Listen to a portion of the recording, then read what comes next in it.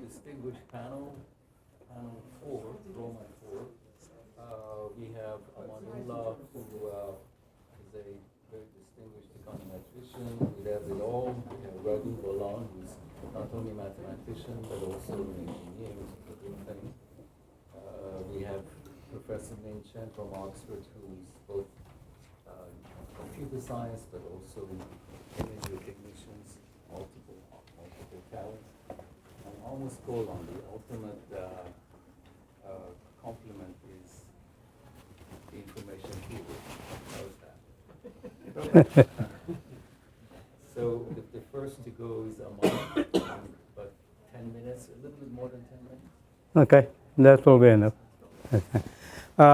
So my, the comments and talks is, concerned about this issue that the Shannon entropy, since 1948 when it was first done, has been used, quite extensively in econometrics and statistics, and I'm just focusing on econometrics issues. And so I will be really talking about what we need from Shannon entropy for the future. In the past and present, the only thing I can tell you to see what has happened and in which way the economists and econometricians have been using Shannon entropy, I will refer to you Amos' recent book, which is coming. You can see his 94 books, but I think 96, but also forthcoming books. That will tell you everything about Shannon entropy.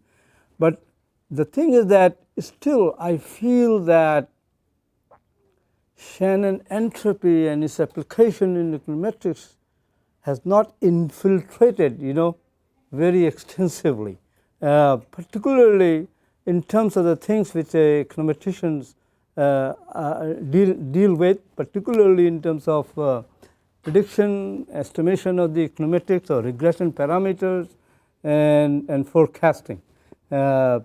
This is a thing, day to day, every day the econometricians are doing, but we don't use Shannon entropy in those kind of things, and that's one of the reasons why I wanted to see why and how, why it is not done and how we can do. So these are just thoughts which I will present. And actually some of these things in one of the conferences which was organized by Amos in the past, I had indicated about this view, but I never thought about it. And at that time I was told, and this is what I'm referring, this John Hart's paper which I read and which was very interesting, and that was consistent with what I was thinking about the lack of the development of the Shannon entropy in econometrics. But I think John has tried to see that in basically in terms of some prediction issue, but I will see that this kind of thing can be put into effect to many econometric functions which we study in order to do day-to-day econometrics. And the other paper which I refer, people keep on telling me that the Roux Journal of Econometrics also is similar, but actually it is not really solving that. What Roux does is that if you have a regression, linear regression, it can tell you under what moment condition you can get the linear regression or quadratic and all that. But instead of that, I'm going reverse way. I'm trying to find the regression based on Shannon entropy, not only the regression, but the other econometric function. And so if you see day-to-day life, I think that econometrics is, just studying various kinds of function. The most popular one is the regression function, which is really the conditional mean of y given x, if x is one variable and y is another variable. And you can see that the conditional mean is statistically speaking is just this integral of y, joint density of y x, and divided by the marginal density.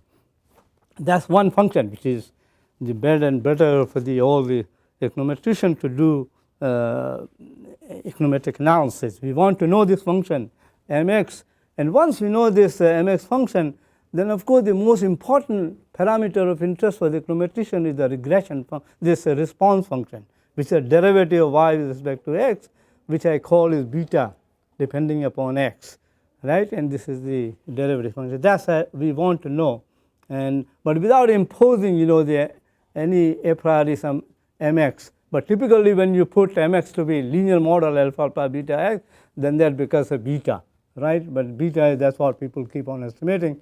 But I don't want to estimate beta, but I want to estimate beta x by knowing the MA. The other function which is of great interest in econometrics is curvature function, because some functions are convex, some economic functions are the concave, and people want to know whether the function is concave or convex. So that's also we want to know. And you can see that function also depends upon really the regression function mx. Because once you know mx, then you know the derivative, the response function, which is what we are interested in, and then this curvature, the function. And that's the, I said whether it's the microeconomics or macroeconomics, these are three things which are really everyday life we needed. The other is, the function which is conditional variance, y given x, which is the variance function. And if you are a finance person, y and x is a finance variable, you can call it a volatility function. So that's another function which is of interest. You can see that this volatility function is also basically integral of y square joint density rather than y thing, just like the regression function, except the y square. But what happens is that when you don't know this joint density function, then we keep on making all kind of a functional form assumption, and then we do all our empirical economics based on those specified function. But the only deviation was that, and that's what I call as the parametric econometrics, which we do. But the non-parametric, one of the ways developed in econometrics and in statistics was that when people start to estimate the joint density of y and x, database joint density, the kernel regression or kernel density estimation or Rosenblatt, if you put it over there, then you can get the Nadeley-Orson kernel regression function by writing the joint density of y and x. And therefore, the kernel based the response function came into existence, and then basically the economists developed that. Then the curvature function then also followed from there, because you knew the m hat based on the kernel density estimator, and the volatility function was also developed based on the kernel based on the joint density of the y and x based on the data. This is what the data-based non-parametric econometrics developed and by the statisticians initially, but the economists then developed the whole thing in terms of the models of the volatility and this curvature function.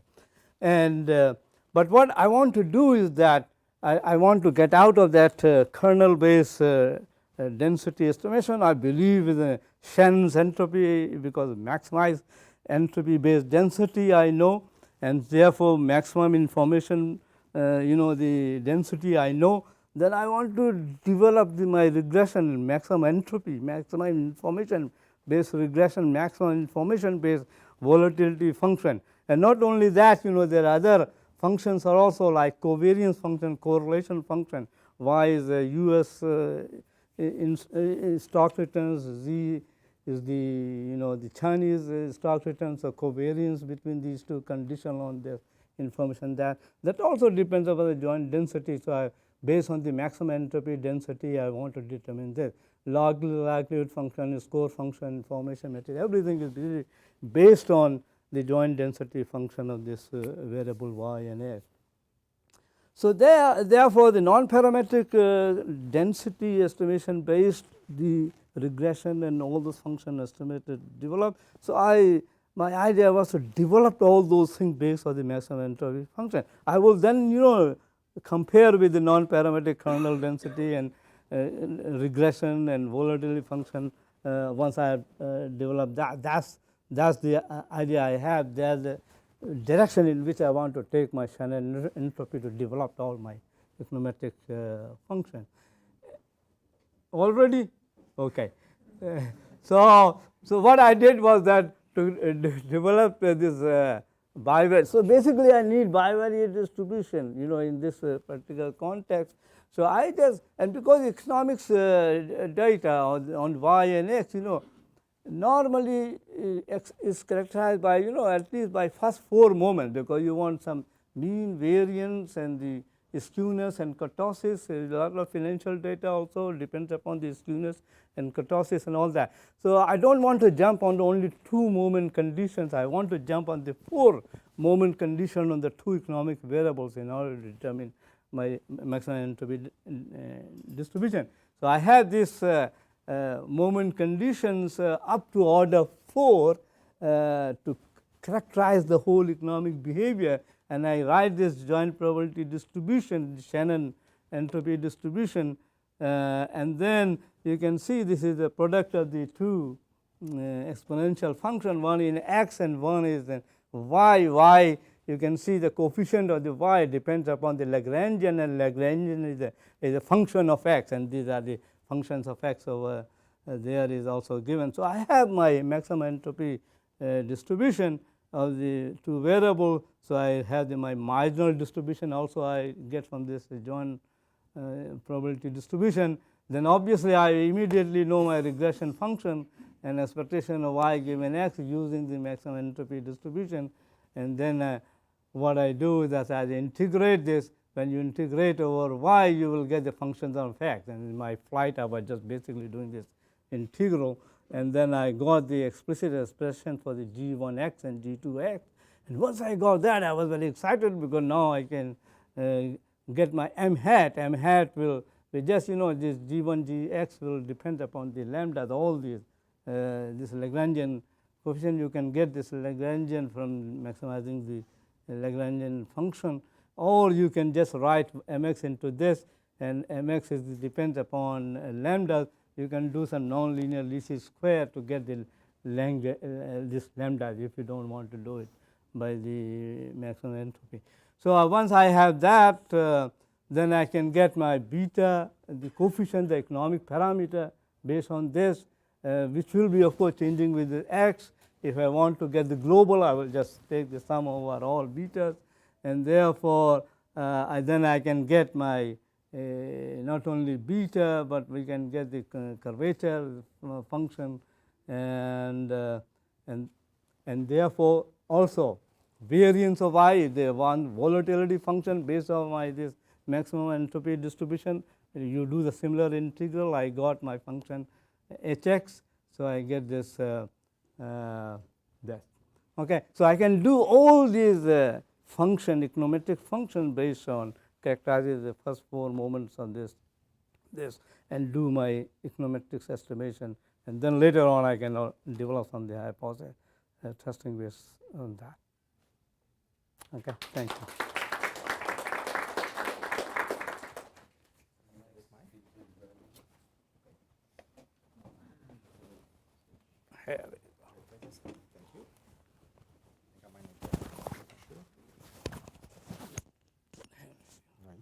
Yours.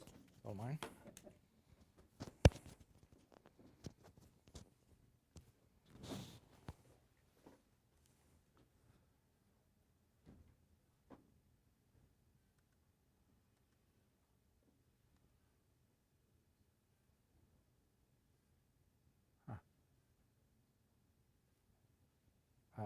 You changed the laptop, right?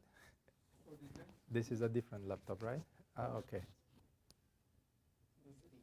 There's not the same laptop in the morning, or maybe it is. Oh no, it is there. It is there. It is there. I'm sorry. I had the same. Yes. Okay. So good afternoon, everybody. First of all, and thank you, Essie, for the introduction. I first of all want to thank Amos not only for inviting me here today, but also for introducing me into the field of infometrics.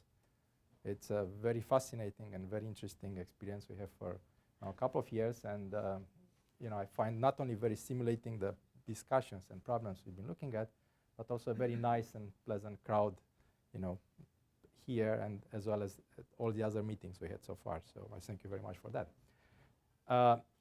The second thing is that, as you notice, the talk I'm discussing today towards quantifying the value of information is actually a joint work with Amos. So that's the second reason I'm thanking him, not only for introducing to the topic, but in fact for having the opportunity to work on this problem. This is going to be like 3 slides beside the title, so it's going to be relatively short from that perspective, although there are a couple of bullets there. So what we try to do is not to discuss information, not to define information, but to discuss the value of information, so the value containing information. Okay, what is that, right? Axioms.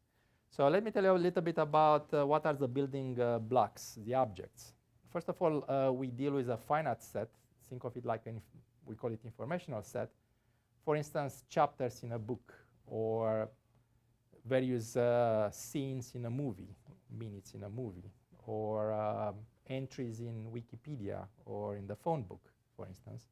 And you like to figure out, to come up with, to quantify the value of information contained in that information set, or subsets of the information set. So it's not the actual information, but the value of information.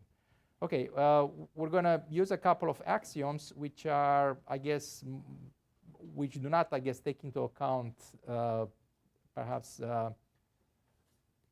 non-standard properties of information and value of information. For instance, contradictory information. We're not going to discuss too much about that. Robin mentioned this morning about a very interesting example that Mike's, I guess, gave a couple of years back about the fireman, and if they give you contradictory information, what do you do? So we just, I guess, using more or less standard information and what we think about value of information. So we have this finite set X, the informational set.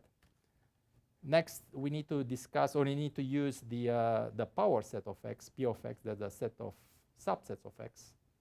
Now, the cardinal of Px, notice, is 2 to the power n. That's a total number of subsets of X, so grows exponentially with the size. Okay, so once we have these 2 objects, the X and the power set, what is a value of information function? Now, value of information function V is defined on this power set, Px, and is supposed to associate a number to each subset. Now, we have 3 properties to this value of information function. One is normalization, so we want the empty set to have no value, that is 0, and the entire set, if you have it at your disposal, there's a maximum value of information would be 1. So that's, that stands for normalization. Number 2, as I said, we don't want to deal too much with contradictory information. What and how would that deal? And I suppose, we can open discussion about whether contradictory information will have negative value or not.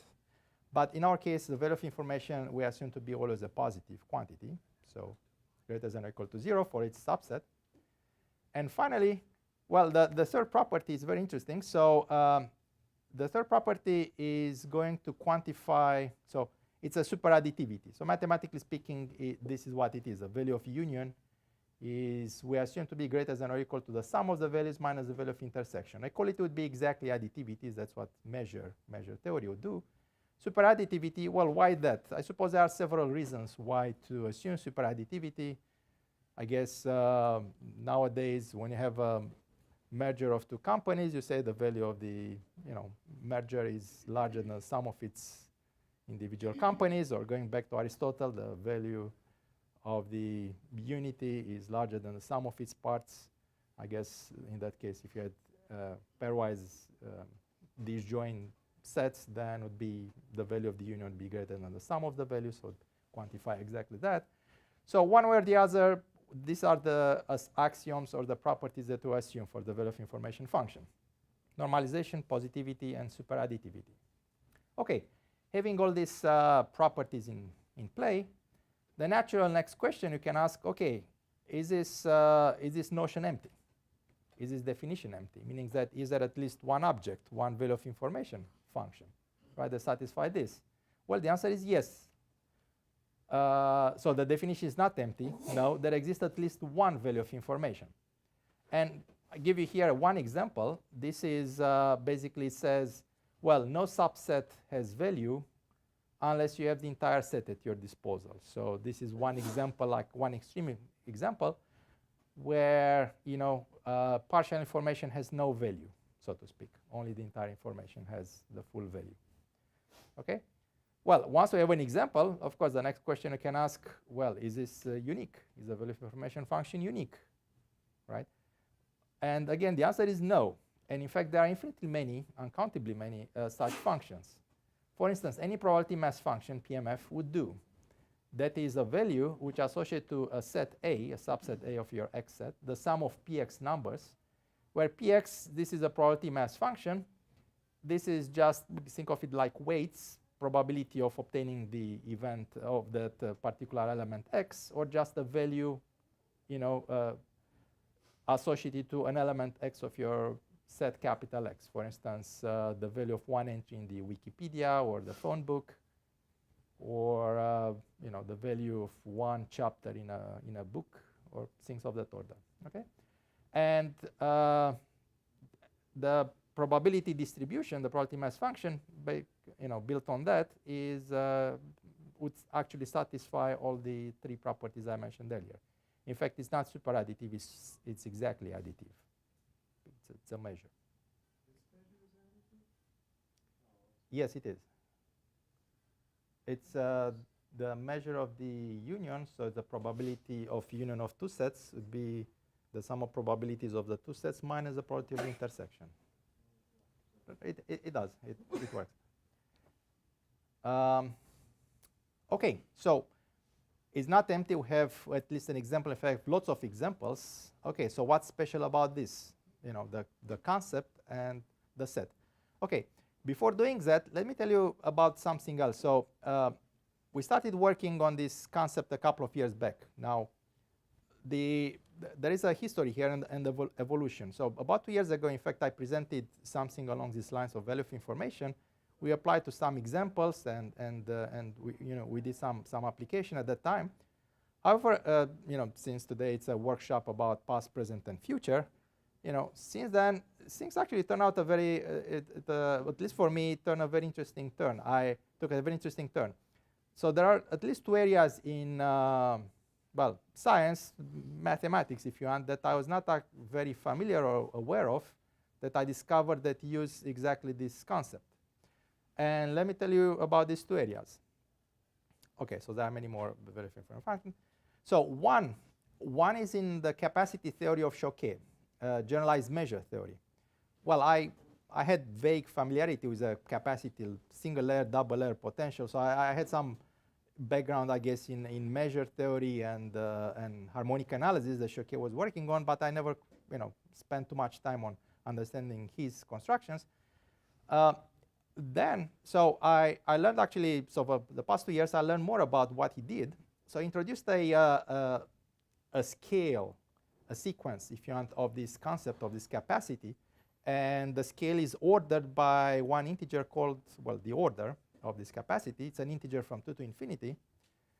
The higher the order, the more constrained the capacity, meaning that the capacity of order 2, it's always of order 3 or higher. But, the capacity of order higher 3 is of order 2.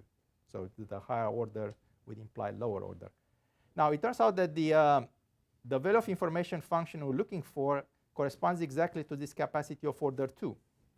So our definition of a value of information function corresponds to coherent capacities of order 2.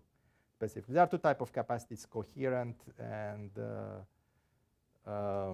antisymmetric or alternating capacities. And it turns out that these are the coherent of order 2.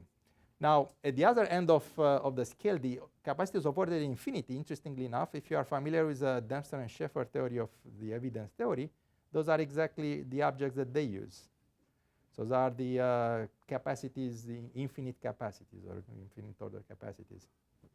So that's one area, right? Capacity theory of Choquet. Now, there is a second area, which, again, I discovered about 2 years ago, and I thank actually Teddy Zeidenfeld for introduction.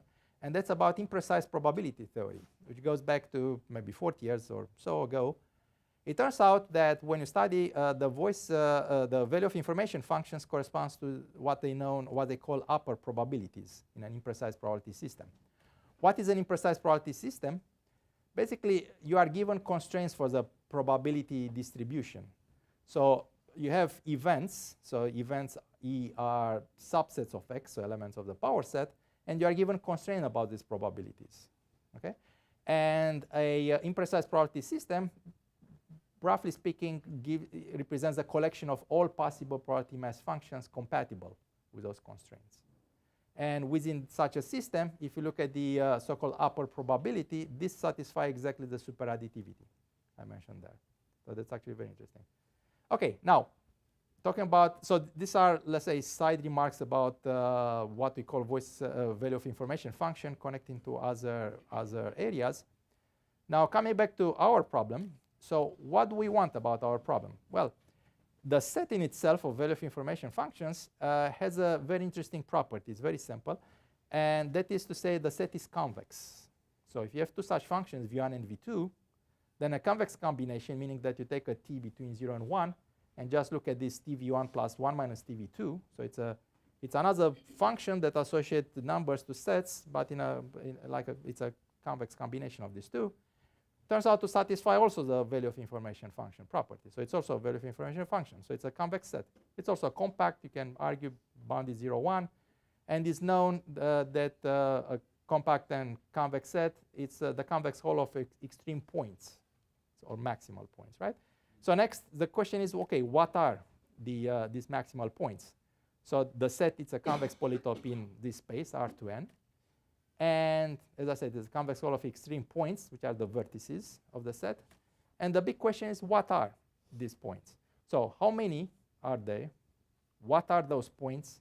And if you know them, can you actually find very special points? Like, for instance, the body center should be like an average of these vertices. Or, since we're talking about entropy and maximum entropy, if these were probabilities, the vertices themselves, what is the maximum entropy compatible to an imprecise probability system, or some other special points? So I'm stopping here. Thank you for your time.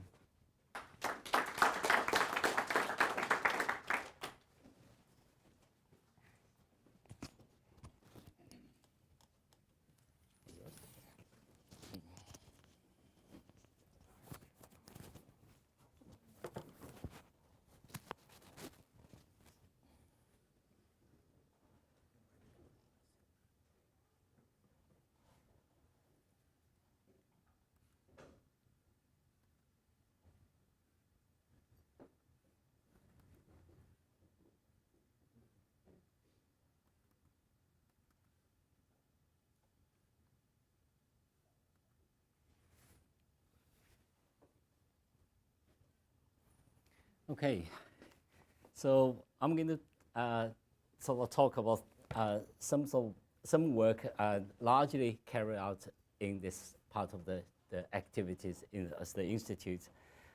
My background is I'm doing data analysis, data visualization, so I tend to try to working on many problems which cannot be entirely solved by models, and for example, detecting the errors in the seismological data, and which most of those data were generated by models and require human to detect the errors by sort of from different agencies and so on. Or the problem you can think is very complicated. People need to find 1,000 files for a particular client, and if you do that on a regular basis, which require a lot of human intelligence, hopefully there will be help from machine. So the question, sort of in a very, very abstract way, is to looking into the process. Imagine you have a time series, and you can always, using various models to aggregate, which Armand mentioned, various functions. You can compute various of indicators as well. But at some stage, and the statistics are not going to be good enough. And so you say, I really just want to see the time series, because otherwise you can always aggregate data to a single data points, and there's no need to see the data. So at some stage you want to see it. And that is the sweet point of changing between the human and the machine, and sometimes in optimization process for the data analysis. And you really want to find those sweet spots, and so you can do that. Similarly, as a computer scientist, and I often have a problem with writing very, very complicated program or developing software system. If you only need to write a one-line code, you know you don't need a human involving. You finish the code, you don't need a user involved. But in some cases, program gets so big, and then your program simply can't do all the things. So you start to have this pop-up window ask a user, can you confirm, or yes or no? This is the time the human has to be involved. So at what time, at what sweet spots, the computer can't do anything, and then you need a human involved. And that is, again, another optimization problem. In fact, Amos invited me to think about that problem about 3 years ago, asked me to sort of what would be, Amos asked the question, what would be the optimal resolution for time series data for economists? So he raised this as a very, very highly philosophical question. Then after we worked for a while, and in fact it was about 2 years ago in the meeting here, and we realized it's not just the numbers, and in fact you related to a variety of the transition from the data to maybe feature space or maybe functional space, as Aman talked about various functions you can measure things. So every single function, or whatever measurement you have, you're going to produce a different alphabet with a different semantic meaning. So if you take that a little bit further, then we come out a formula. We think that formula may not necessarily allow you to compute the optimize the sweet point, but at least allow you to explain what the sweet point really meant. So basically, when you have the data coming in, and as we know, the initial data entropy usually are very high. There's a lot of variables, and there's a high resolution data. Then every time you do aggregation, you compute some statistical indicator, and then you do anything, eventually you want your decision. The decision space, the options for decision space is usually very small. So the entire data analysis, data process, or inference process, whatever we call it, there's one objection was to reduce the alphabet. You want the alphabet to become simpler and simpler, entropy becomes smaller and smaller. And by the time, say, if a stockbroker need to make a decision whether I should buy or selling the shares, you only really have a 3 choice, and the buy, sell, hold. And that entropy space, the space in terms of entropy is very, very small. And so in other words, alphabet compression is a good thing. And you want to compress the alphabet as much as you can in the whole process.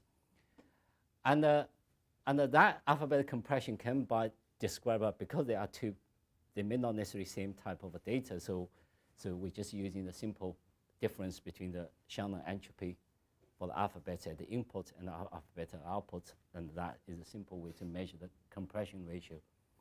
But since we've been arguing whether a model is good, whether the things you compressed coming out whether good things or not, and there's a lot of argument whether what is there to choose or not choose, and so on.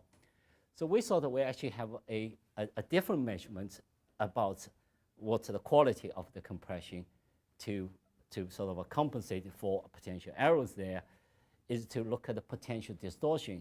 So the function of distortion meant is if you take the output and how easy for you to reverse from the output back to the data.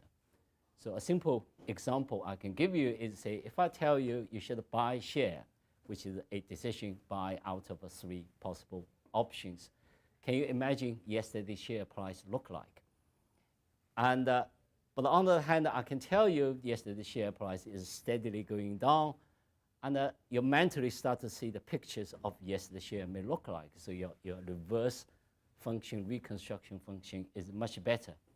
So the difference between the alphabet compression and the potential distortion describing, we call the benefits.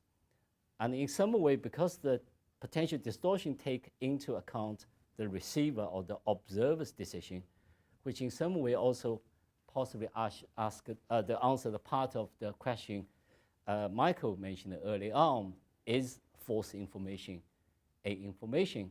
In fact, as long as you can reconstruct, even you give the false information, as long as you can reconstruct it correctly, that's still a good information. So sarcasm is still a good, it's a false information, but if people can understand the sarcasm, it's a good information. So that somehow answer that question. And now, of course, there's a cost element involving whatever method you use, you compress things too hard, may create a cost implication, and also various things that the cost implication. So that's the three components that we think are the fundamental describe whether a data analysis process is good or bad, and at least allows to possibly compare process A against the process B in that way. And in summary, it's a simple three components: alphabet compression, potential distortion, and overcost. And you can actually, mathematically, you can integrate, combine different processes to form a composite measurement in some way. Somehow we measured into the observer space. We start thinking what the observer do. Then it reminds us sort of what Shannon in 1956, about exactly 60 years ago, and he really fired a warning message in his article about bandwagon. And particularly he mentioned the psychology and the economics, and he said, guys, be careful not using sort of information and too seriously. But having said that, he did say we needed to really do proper research on it. Then hopefully, since we had 60 years, and whether it's economics or whether any field, we probably have done some good homework on that. But the one thing Shannon didn't really say why. He didn't really say why not psychology, why not economics, and why. And so I guess, so what he really worried about, if you're involving those things and it has external input, say economics may be influenced by politics, and the system may have a memory, and which is Shannon's system often assume it's a memoryless, and there's a dynamic change of probability distribution, and the feedback loop, which is also causing those changes of that. And that probably is the things he worried about, and his theory may not quite work very well. But taking the early on, what Ari said, if we can cleverly isolate it, we created independency in some way. If we treated a human or society in some way as a kind of a black box, and it's a function, somehow it's a process function, is a time dependent. So at different times they may have different functions. Then we actually somehow create an isolation, and we can start thinking what we can do is to look in that particular system, what sort of information you provide, sort of there's a information you provide in that space. And so the idea is, how do you measure this black box? What sort of information, what sort of knowledge of that black box have? Then again, I'm using this morning's discussion in the Kevin and the area. Many people mentioned to say you really need an observer. So as a computer scientist, I thought, what is the best observer? Is the computer. If I were a computer, I can observe soft knowledge of what I needed. So as I mentioned earlier, as a computer, if I keep computing, whether I'm a model or whatever thing, at some stage I say, I don't know. So I start asking you a question. If I ask you a yes, no question, you give me an answer. I have a 1 bit information from you. If I ask a 4 multiple choices question, you give me an answer, I get 2 bits. So that's the soft knowledge the human has. So if I'm dealing with economic predictions, and I only need your knowledge about related economic predictions, I don't really care your knowledge about food and dress and the weather. I don't really care. So I just want that kind of knowledge you have. So with that, we can start measuring the soft knowledge.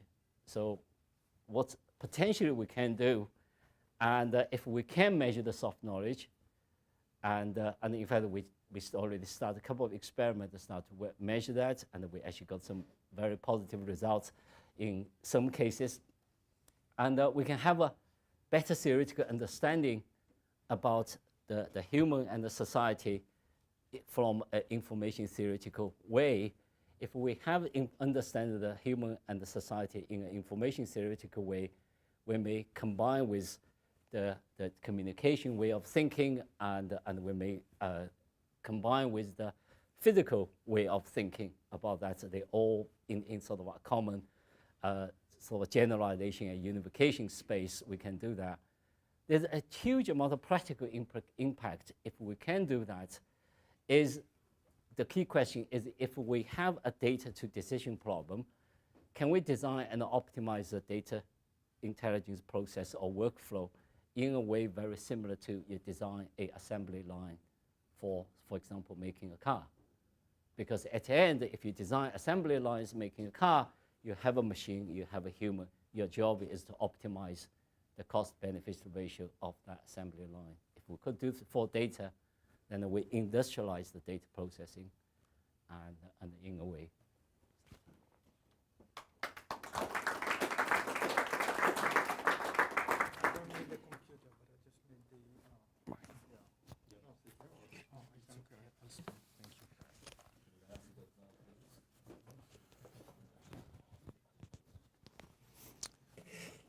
So I have no slides and no equations. I can after me, nobody can do slides. So I'm not going to do it. But since this is the last, I'm the last in the last panel, I must go back to the first in the first panel, which was Mike, who raised the issue: what happens if a tree falls in the forest and nobody sees it? Well, it brings me to the question, maybe we'll talk about it later, of is this ignorance because nobody knows and I don't know that I don't know? Or is this uncertainty because there is a probability out there that the tree will fall sometime? But I leave this as an open question. What I'm going to do, I'm going to talk about as many issues that we talked about and some others that I want to emphasize in my 10 minutes until Essie will stop me.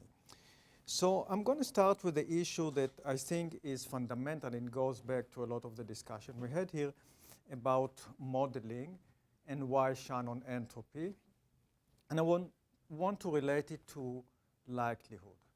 So if you think of a likelihood, it means that we assume that we know the underlying distribution of the underlying likelihood.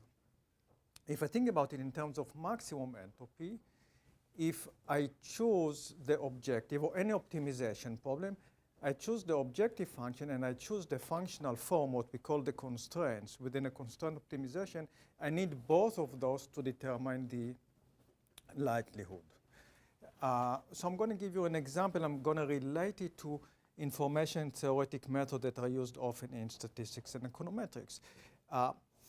I personally, based on Shannon's axioms, prefer to work with Shannon's entropy.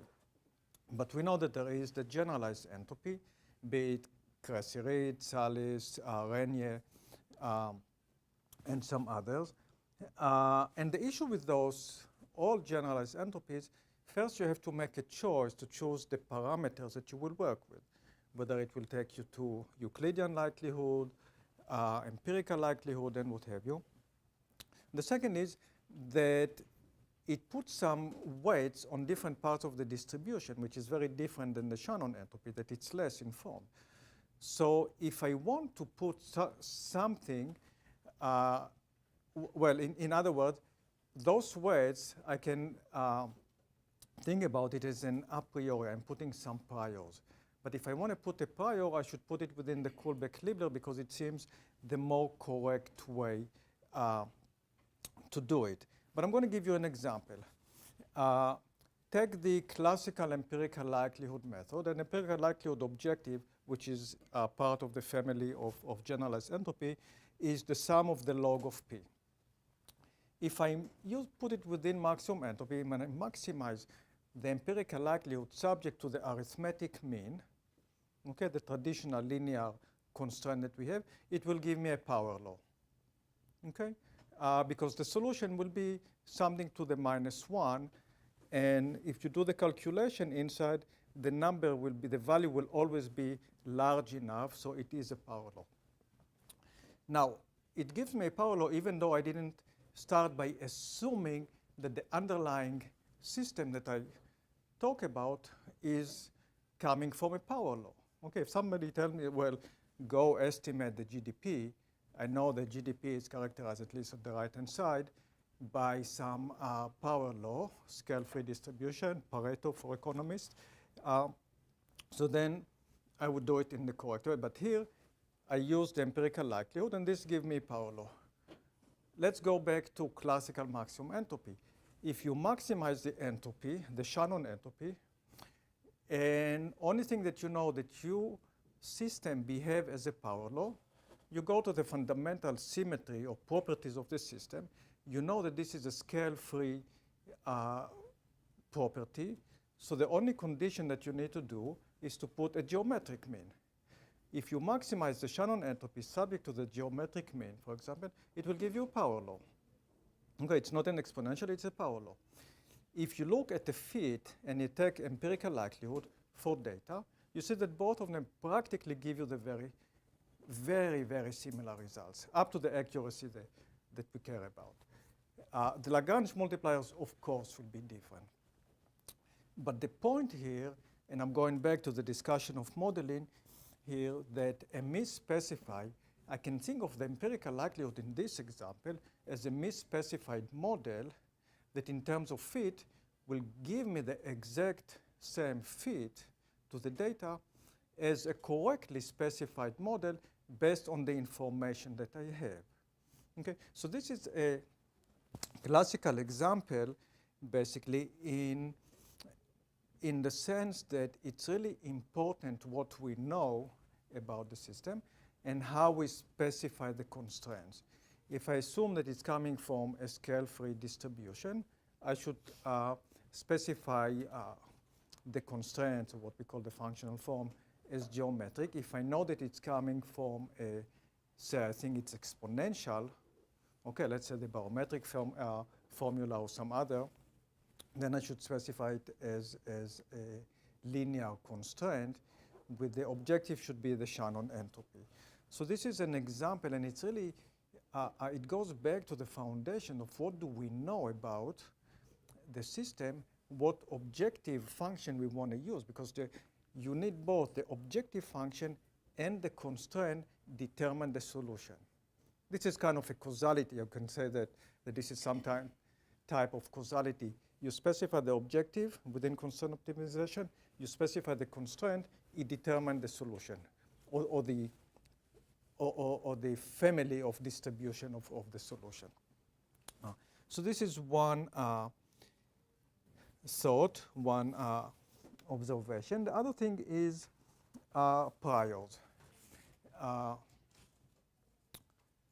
In the natural sciences, people use a bit more priors. In the social sciences, we don't use priors a lot. If you go back to the fundamentals of Shannon's entropy, you see that one of the basic properties is the grouping property. It satisfies the grouping properties and additivity, which allows you to calculate priors if you know something about the system. So you can use the grouping property within information theory to calculate fundamental priors that come from theory.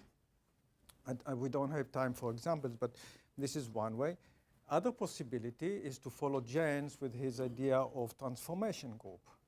And here is the idea, it's a bit more complicated, but the idea is think of the same problem in different ways, and then you find the commonality among the different way of logically thinking or specifying the same problem. You can think about the same problem in different notations. You can think about two individuals that observe the same experiment, but one has a very slow clock, the other one has a very fast clock, but the underlying priors should be exactly the same, the underlying description of the system. This goes to transformation theory, or transformation groups. And the other is something that economists work a lot with, is empirical priors. Now, we don't work so much with empirical priors, but what we do is we work with treatment effects. Now, the underlying idea goes back to what we heard all around here, all the day, is equilibrium. What is an empirical prior? What is a prior? It's something fundamental about the system that independent of a specific sample. This is basically, and this can be actually the same way that Natalie defined equilibrium, or other people talked here about equilibrium. It's something that is common to all of the sample that came from the underlying distribution. If we are able to find this, then we have priors that helps us in any inference that we do. How is this related to treatment effect and causality, or empirical or inferential causality? In a sense, when we do treatment effect, we look for the common properties of the two subsamples, the treated and the control group, or the individual, if you think of some discontinuities and so on. So in a way, the way we search for the commonality in treatment effect, very common in economics and causality analysis, is similar to the way we should think about empirical priors. And priors enter very natural, as we saw here, within maximum entropy approach. The other thing that I wanted to talk about or to mention is that actually the basic structure of maximum entropy, going back to James and before, and if you want to go back to Boltzmann and Gibbs, is basically based on rational inference. What do you do when you have an underdetermined problem? You have to work with constraint optimization. And this provides you some basis for rational inference. The question then becomes, how should I present the information? We talked about it, and I mean, all the talks today were about this. Those are the constraints, or what econometrician statistician would say the functional form, but it's the same thing. And the objective function. If you have an objective function and you have constraint, then you can solve the problem using the Lagrangian. And this is a fundamental, or I would say it has some, it goes to the fundamentals or to the basic of a rational way to do inference, because all problems are underdetermined unless we put some constraints or some information or impose some structure. There were a lot of discussion since earlier on today that Richard raised the issue of inferential causality. I'm not going to go into it. All what I can say is that to repeat what I said earlier, is that if I know the objective, within constraint optimization, if you choose the objective and you choose the constraint, there is causal a relationship with the structure of the solution. It must be the case, and this is why it is important to think about. The last thing of the thing, I'm running out of 10 minutes, you said? Is the question of what do we maximize the entropy on? We had a lot of discussions here, but this is the thing, is the fundamental.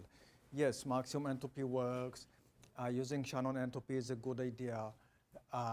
Specifying the constraints based on the symmetry and what we know is correct.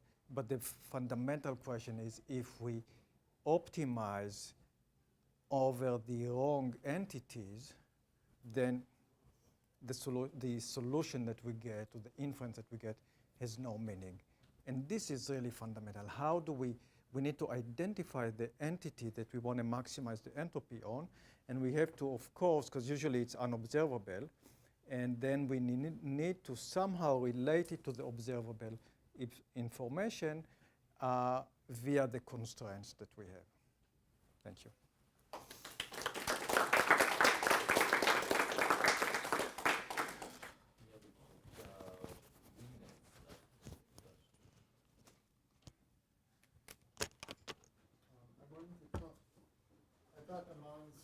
question at the beginning about, why isn't this sort of important body of work used more often?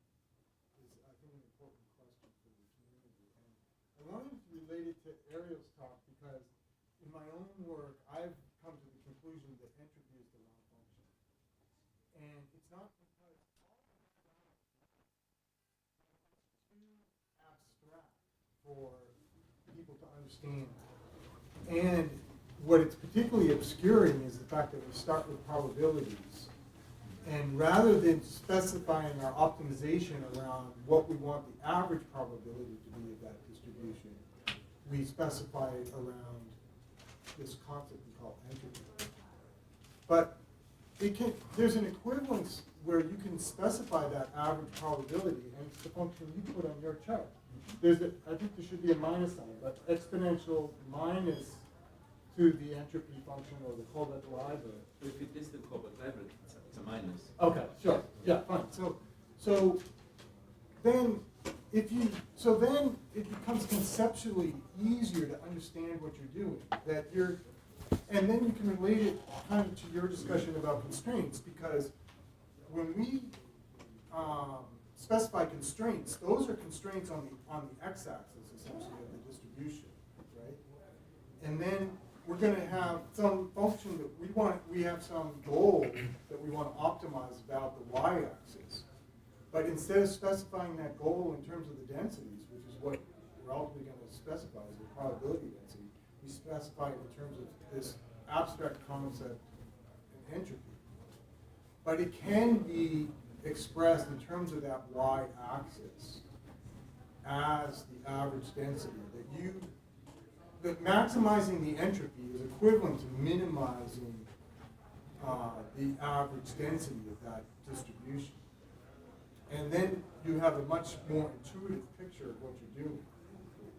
And then I would then challenge you, and then we can go to the discussion and others can comment. But just as I have freedom on the x-axis of what my constraints are, I now can think about a whole variety of problems in terms of what my goal is. Now, the Shannon goal, the Shannon entropy, or equivalently the geometric mean, has quite central meaning and is the one that we would use the most often.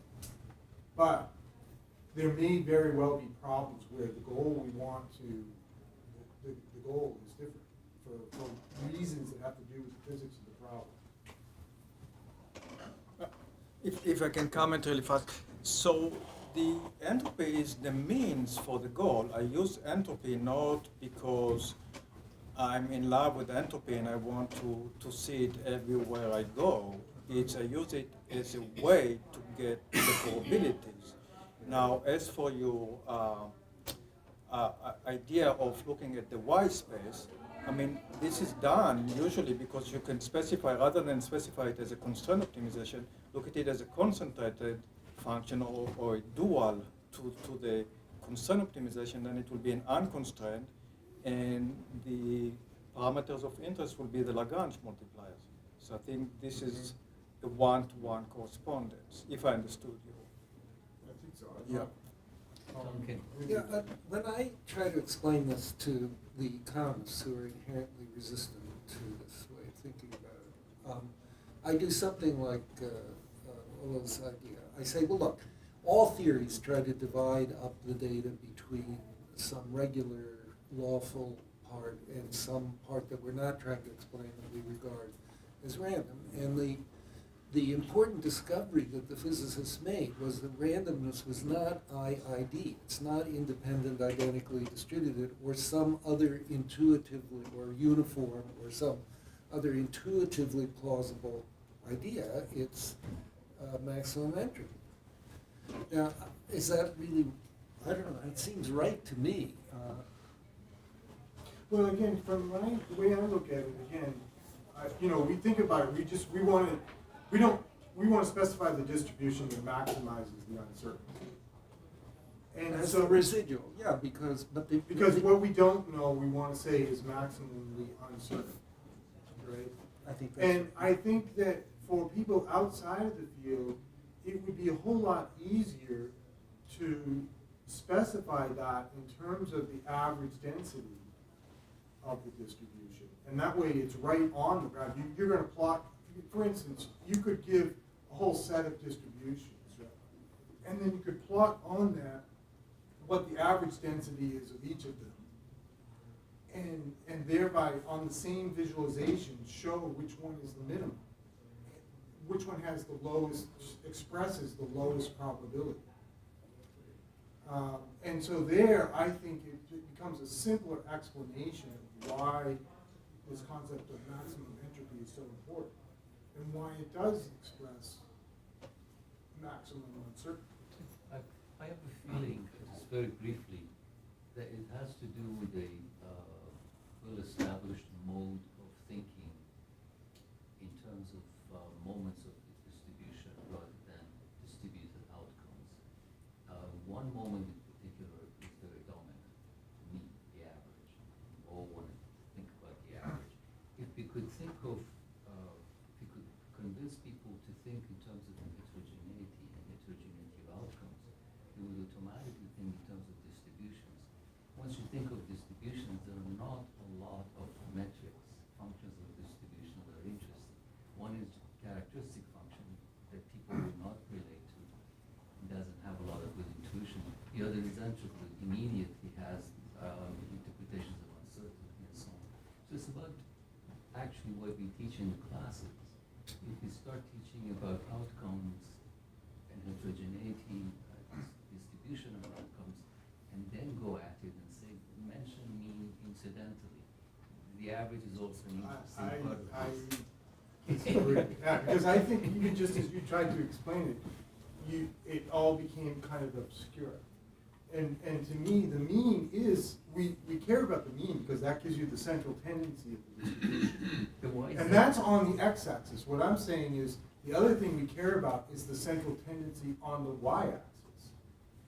And the central tendency on the y-axis is the geometric mean rather than the arithmetic mean. And getting that concept across, I think, would help students a lot. And then you have these two key things about a distribution. On the x-axis, you have the central tendency being the arithmetic mean. On the y-axis, you have the central tendency being the geometric mean. So my sense is that this could very naturally flow into the next session that might